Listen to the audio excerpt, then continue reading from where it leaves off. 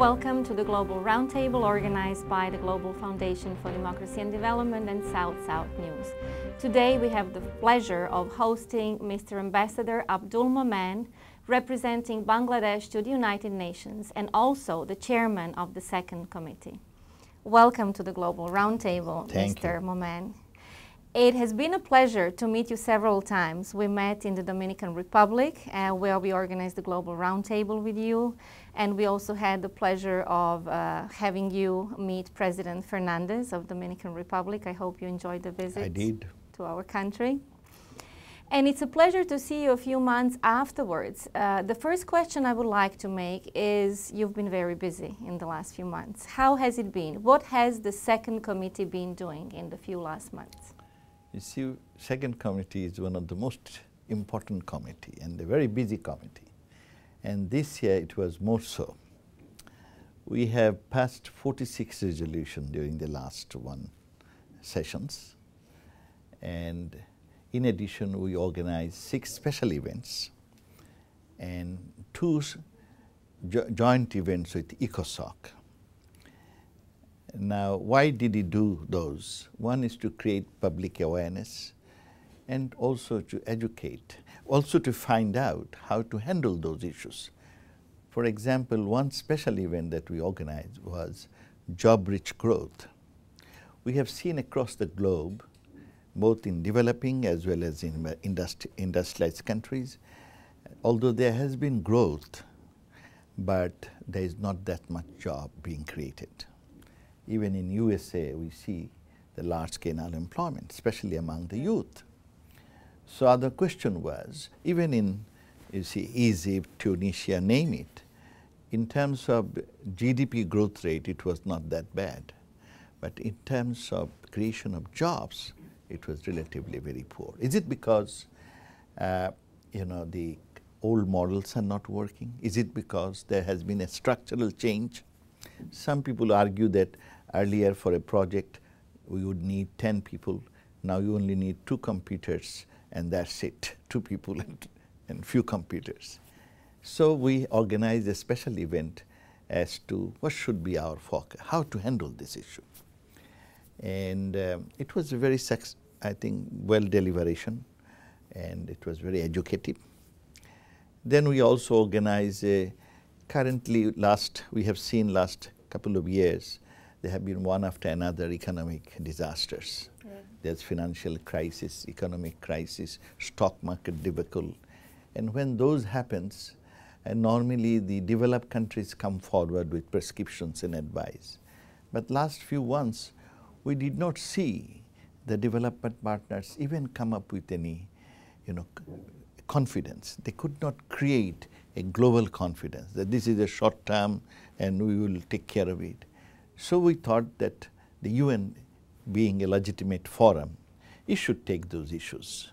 And therefore what we did, we invited the Bretton Woods institutions like World Bank, IMF, we invited the UNTACT, WTO, everybody, and got together to have a brainstorming session as to how to handle these emergencies, these situations. That was we did, I think, in November, sometime in November. Now, I said that during this last session we passed 46 resolutions, and you will be very happy to know this is the first time we had a consensus resolution on trade issues. Normally for last 8-9 years, always this trade is a very sensitive issue. So we always used to go for vote. And we are lucky this time that we had a consensus. Even in ICT, we had a consensus. These are debatable topics. So which shows me that there is a global commitment to help improve the situation. Could you mention some resolutions that you think are of the biggest importance? You see, like the trade issue, for example, that there is a consensus commitment that all has to work together to help improve the lot of the people. It is believed that the poorer countries, less developed countries, their share in the global trade is still very low, and it has to improve. If not from 1%, at least double, because their share is only 1% in the global trade, the LDCs. So the consensus is we have to improve it. Right. Now there are some emerging countries who are doing pretty well, like India, South Africa, Brazil and others. And somehow those countries are not taking any special responsibility as such as per the development partners to help to share their expertise, experience and resources to the poorer ones. So there was a consensus, no, it is not only opening the door of trade for the developed countries, also for the emerging economies. Right. So there was some sort of consensus, which is really good, because this is a way out. We are not asking, the poorer countries are not asking dole, they are asking a decent partnership. And one way is a freer trade, it's a decent partnership.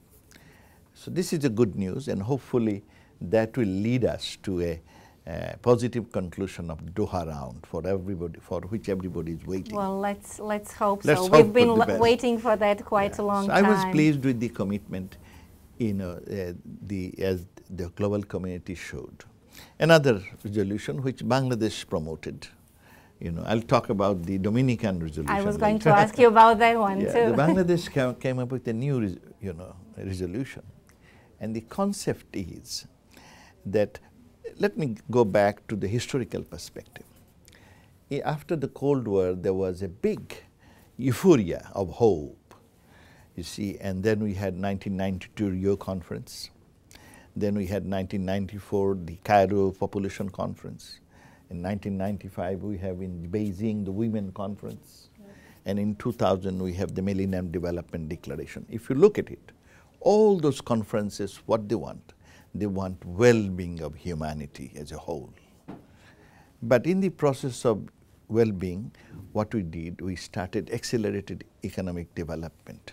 But it was lopsided. Some people missed the train, and we created 1.4 billion still people, poverty-stricken people whose income is below $1.25. In the process of accelerated development, we created certain environmental disasters. So we see that one way we are doing well, but many people are not on board. So now we are looking that we have to bring them on board. And how? So they're looking at a holistic approach. Upcoming Rio Plus 20, that's why big issue is that we should have sustainable economic development, sustainable social development, sustainable environment, and we should include them in a holistic way so that everybody gets better off. Only one don't go too much. And you see in the takeover, the New York Stock Exchange, these movements, basic element of this movement that has to be an equitable distribution of things. So Bangladesh came up with a resolution. It is known as People's Empowerment, empowering people. It's the Prime Minister of Bangladesh, Sheikh Hasina. She has been promoting this idea throughout her political career. What she said that if people are empowered, then they can take decisions that will benefit them. Now, how to empower them? She believes one way to empower is providing them jobs, good skills, better training. Another is to reduce poverty and hunger. Another is to end all sorts of discrimination. Another is social and other discrimination. Another is include the excluded people into the society. Allow them to have good participation in the governance. That means guaranteeing right to vote, you see. And she believes right to food is another big slogan for her. And then, of course, she has beliefs that, all sorts of terrorism must end, because under that people cannot, do their jobs as normal human beings, and they're under those fear. And the other one is provide better training, education training to human beings. If those are, she said these are all interlinked. If we can do those, then people will be empowered.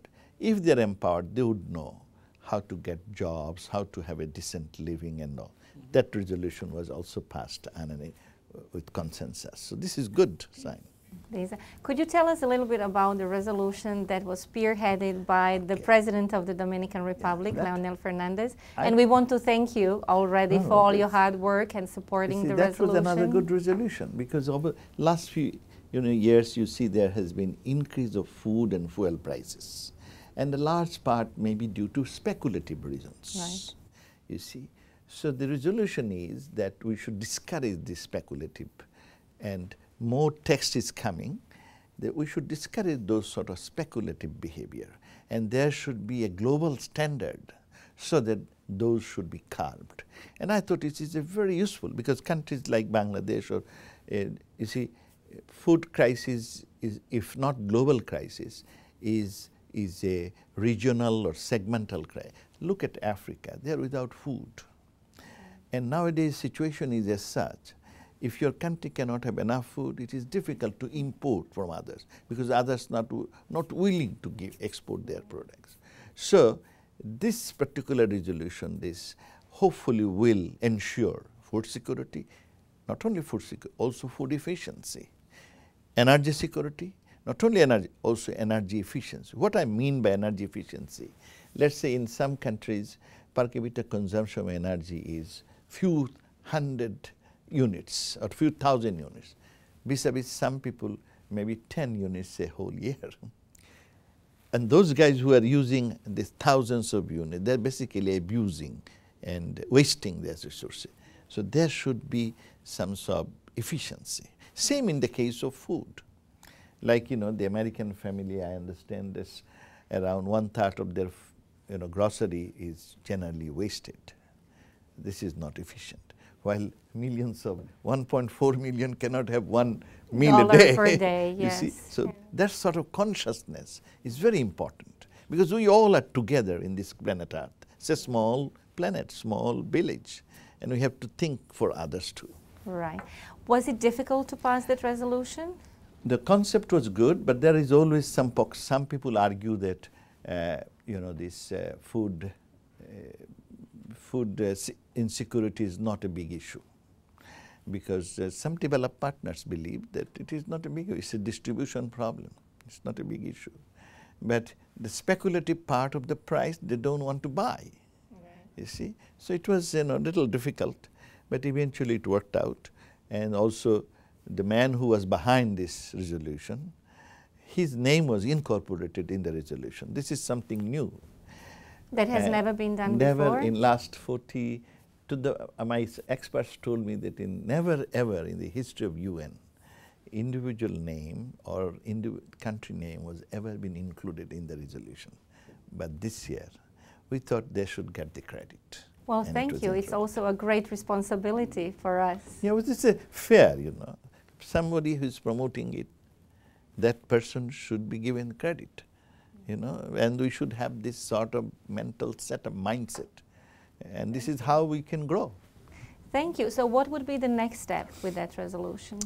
They will come up with more detail as to how to ensure food. This is another big issue coming in we want to include food security, energy security in the Rio Plus 20 outcome document. So those issues will come into that.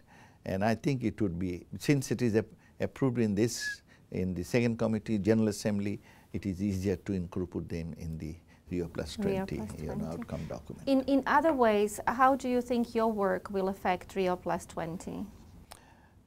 You see, Rio Plus 20, as you see that so long we are all working on MDGs, but MDGs will be over 2015.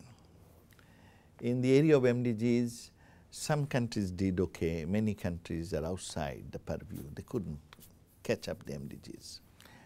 So the Rio Plus 20, that will come up with a new goals. And my gut feeling is those would be known as SDGs, Sustainable Development Goals. And there, these issues, energy issues, food issues, hopefully will be certain goals. They could, now that works, that depends on the member countries. And these are precisely the issues your committee has been working on. These are the issues we are working right now. We are deliberating. Currently we are having dialogue. We will be doing dialogue the whole of this month, next month until March. March 24th, 5th, we have the dialogue. Dialogue is basically trying to understand people's views on it. So far, the UN DESA has received around 6,000 pages of suggestions, from 600 plus organizations. Not that many country membership, mostly from NGOs and others. So NGOs have been extremely active. Oh yeah. So now we will be discussing those issues that have been raised, and then we'll come up with a zero draft. So what do you think will be the most salient issues at Rio+20, and which ones you think we will be able to move forward with? You see, Rio Plus, there are 3 pillars, which has been more or less acceptable to everybody. One is sustainable economic development. Second is sustainable social development. Third is sustainable environmental development. And they're saying we should give equal emphasis to all these. And there should be a holistic approach. So these will be there. Now there would be some sustainable environment. Let's say green economy is one issue. Many countries are arguing that in the future is for green economy. We have developed many, many beautiful technologies, and there should be a roadmap for each country to adopt those. Some, other countries are arguing, poorer countries relatively, they are arguing that yes, we like the concept of green, but there should be a definition of it. It should be comprehensive. It should not be a mechanism just for trading. I have a technology I want to sell, so I create a roadmap. Not like that. It could be, something locally based also. And the effort of all those technology should gear towards reducing poverty, because poverty is a big issue, and we have so far failed to eradicate it. So whatever you come up, but let poverty be the ultimate goal, yeah, the ultimate goal. And the most important goal. So these are debates are ongoing, and it's very interesting to listen. Another thing in the second committee that my experience is, when I was listening all those, I was very impressed with certain things. Young, experts, country membership, they are coming with very innovative ideas, you see, and debate was so rich and powerful. This is something, is a learning experience for me, and I really enjoyed it. Well, that's inspiring and encouraging for the future of the planet, right? Yes. I was really impressed. These young people are coming up with beautiful arguments, very innovative ways, and these are constructive. The good element, these are that's why we could come up with, except 2 resolutions, rest of them all are on consensus.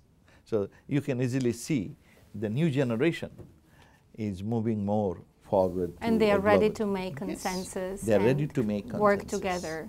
This is something very... Let me ask you about another important event. You were the host to Secretary General Ban Ki-moon in Bangladesh. It was his first visit after he was re-elected, so it was an honor for Bangladesh. Of course. What happened during that visit, and how do you think it's going to impact Bangladesh and maybe the UN agenda at the same time? You see, we are very lucky that Secretary General picked up Bangladesh as his, after the election, as the #1 country to visit. So he's really pleased. And he went there with certain mission. The mission is Bangladesh, which started its life as an independent country, widely known as a basket case, a bottomless basket. In the 70s, all the big economists, including the Secretary of State of USA, Mr. Kissinger, termed it as a bottomless basket, and they were not sure that whether this country will survive. And I remember on those days when I was to work for the government, it was so difficult to import any products from any other country, because they would ask you to have third-party guarantee. Another country should guarantee that one day you can be able to pay. So we come from that disaster, a poverty-stricken, famine-stricken country, and now it is an economic model. So Ban Ki-moon was surprised that a country with so much of population, how it handle these positions. A country even with only 75 million people at the time, they have around 3 million tons of food deficit. And now they are almost self-sufficiency in food. They used to produce only 11 million tons of food. Now they produce around 36 million tons of food. In this, although they lost much of land, you know, they have lost because of new urbanization and all. So he wanted to see in person why such is happening. And even in the child mortality, infant mortality, you see they have reduced the infant mortality rate by 67%. Maternal mortality they have reduced by around 47%. So do you think that anything that the Secretary General saw in Bangladesh will be So applied he went and there, used? And he looked at the health area, children's and health area. He went to clinics, rural clinics. The rural clinics that we have, the local people donates land and government provides, you know, the medical facilities and other. He went there. He looked at the kids, children, and he wanted to know how this is working. And he was very impressed because you see the death rate has gone down from 600 to only around 55, you know, children death rate. Okay. So he was really impressed with that. Every child, every woman, that program, they also showed him. He looked at one center is known as ICRDDB, it's a Bangladesh center, which produces one little tablet, Orsalin tablet. It's a locally, you know, conceived tablet. It has reduced the death rate due to cholera.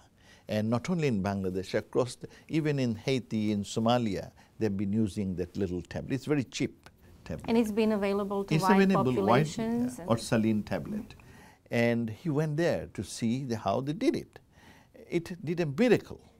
This cholera used to be a big, you know, but now they would take it and it's diarrheal diseases, all this little tablets take it. He went there and was very much impressed. He also looked at this disaster management program of Bangladesh.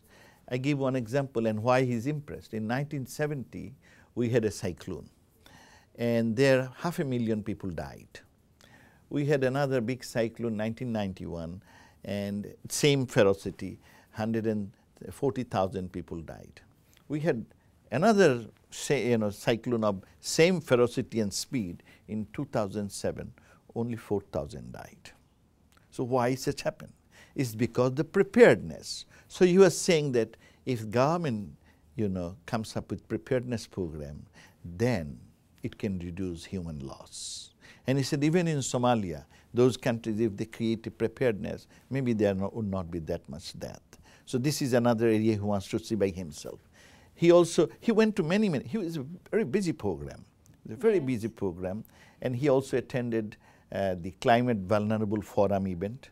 It was in all the climate vulnerable countries, they had a big forum and he attended that inauguration because they are demanding that climate is a big issue and it should be included in the UNFCCCs of this South Africa, Durban event before, so they want to put those issues and he attended those. So he had a good, and the good news is after returning from Bangladesh, you know, visit, he has been speaking about the Bangladesh experience in all forums, including the Security Council. Well, that is wonderful. Congratulations. So congratulations to you, Mr. Ambassador, and to your country for the efforts. And it's wonderful to see a developing country, how it has struggled and successfully defeated many, many perils and menaces to the development. We're working hard, but we have many challenges, that's for sure. But it seems to be a very resilient country and a country that has learned a lot in the process. So I would like to invite Ambassador Francis Lorenzo, your friend and your traveling friend as well, because we met in the Dominican Republic together, to maybe address some issues and some topics that you have been discussing yourselves while you work and travel. Thank you, Natasha. And because of that visit, the ambassador has always said, when are we going back? But next time, he also would like to balance it. He would like also to go to the foundation, but also he would like to go to the beach. So I said, this is something that, of course, we can discuss during the roundtable here. Exactly. But I want to thank you, Mr. Ambassador, for taking the time to come here today. And of course, there is no question that your leadership on the second committee, when there was a meeting with all the facilitators to talk about the status of each resolution, that the resolution on the item 17 that was submitted by the vice president, which was of Belarus at that time, your leadership, of course, played a crucial role in moving ahead the negotiation that were taking place, but at the same time, the adoption of the resolution. Now, the fact that the resolution was adopted, of course, on the second committee, was adopted on the General Assembly. On said resolution, we're talking about having a thematic debate, including all the main stakeholders, of course, even experts on same. And that will, of course, be part of the President of the General Assembly. My question will be, when do you see that thematic debate taking place, and what will be probably maybe the outcome? The second thing is that I would like to thank you, your government and your Prime Minister, for the support that South South News received during the visit of the Secretary General. We traveled with the Secretary General to cover the trip, and without the support of the government and your support, it wouldn't be impossible. It was very smooth, and I think that we have a great coverage of the trip and highlighting the success. The Secretary General has highlighted two items in his agenda, which is energy for all, as well as health. And I think that these two items, specifically on ICT and health, it was well highlighted during his visit, and also the success of the Prime Minister. The third thing that I would like to highlight also is that we are following up on that resolution that was adopted, and it's about people empowerment, which you talk about. Supporting, of course, that resolution when you talk about providing the job skills, capacity, education, and training to the people. And that's the reason why the letter was sent to you on the Global Business Incubator that has been established at South South News, which we hope within the next weeks you will receive all the details about the next steps in having your government participating on SEM. But one more time, thank you for your hospitality, but at the same time the support on the second committee for the adoption of the resolution. Thank you very much. You see, as the Amati member state has to come up with the proposal when they want to go further. In terms of, you are very right that, you know, that the Secretary General raised this issue, which I forgot about the ICT, that telecommunications, internet. He in fact opened one with Prime Minister together, our ICT interconnection with all the districts. But what Bangladesh did to have good governance is there are a lot of complaints by people that the government is not sensitive, not responsive, there is corruption, you know, they don't know what government is doing. So what the government did, government created Union Information Service Center in each of the lowest echelon of administrative structure, 4,501 Union Information Service Center. In each area, there is a place where it is run under PPP, private-public partnership. The local office would be run by local people, one man and one female, you see, equal gender partnership, equality. Gender equality. Now, the government will provide 400 types of services. So if I am a pregnant mother and I want to know what sort of medicine or process I should go to, I go to that, because there may not be a doctor available, expert available. So she would go to that center and ask some guy, they put my question, that this is my position, I need some help. So expert will respond, you see, that these are the things you have to go through. Or someone, local activist, wants to know whether government has allocated any money for the roads or the bridge in his locality, or how much, who are the contractors involved. So he asks the question, an expert will let him know that these are the roads, these are the, in your area, this much has been allocated, these are the process of, you know, tendering or whatever. So he is empowered. Then someone, an agriculturist, he goes and says that in my eggplant farm, they are dying because of some sort of disease. What should I do? So there is no agricultural expert. So this guy, he put up this. He may not know how to put up this because he may not know the, you know, he's not an educated person. So he tells the story to the There will be store. help. There will be help. Yeah. So they will put it, an expert will explain. So any problems that you have, or I am a student, I want to go to a good school. I don't know which is a good school. So I go there and I ask, what are the good schools, what is the cost and all those. Somebody so it's another step of your government in Governance, promoting yeah. transparency and at the same time economic participation development of people, and empowerment. Empowerment, participation. Yeah. Another big issue is reducing the corruption. Because in our country, let's say you want a form for a birth certificate. So you go to the municipality, the little guy will say, give me 10 cents, and then it's free. Form is free, but he will charge. Or let's say you go for any document, government document, these are free, but he will charge it. Now you go to the center, whatever document you want, just ask the guy, he will print it. These are free. Yeah. Okay. In the area of this it will reduce corruption. Yeah. Little bakshish corruption. Another project of your government that can be so easily transferred to other countries. And yes, this can be transferred. Yeah. Right. And then also we have, whenever government buys something, they go through a tender process. Now what has happened, let's say I want tender, I'm a big guy, so I don't allow other people to submit their tender. My hoodlums will keep them away. Now you can submit through this little computer anywhere and government gets it. So in the process, you reduce those hooliganism or these, sort of. So this is, it has interconnected these the 4,501, all interconnected with it. In addition, what they did, all the capital headquarters. We have problems there, easy to get the central data, but to get the local data, to include them, it's challenges. And UNDP is helping us in that, training up people, manpower to run it correctly is also a problem. The other thing we have done, all the medical clinics, the government-run medical clinics have been interconnected. So I go to one clinic, and for one reason or other I could not go, I go to another one. Yeah. My profile would be there. They have done this. Secretary General went there at the time, was connecting with the headquarters. He inaugurated it. Thank you. Now the proposal you submitted, this incubator, the government, Bangladesh government has taken a resolution that they want to teach all the new generation, because we have large number of youth, and the government decided that we should give them the best technology. So the government is providing the laptop computer. It's not a very rich country, and we're making locally assembled computers also, distributing to all schools these computers, at the same time trying to teach them knowledge as to how to do these things. And so these things, the development of ICT will go along with our goal.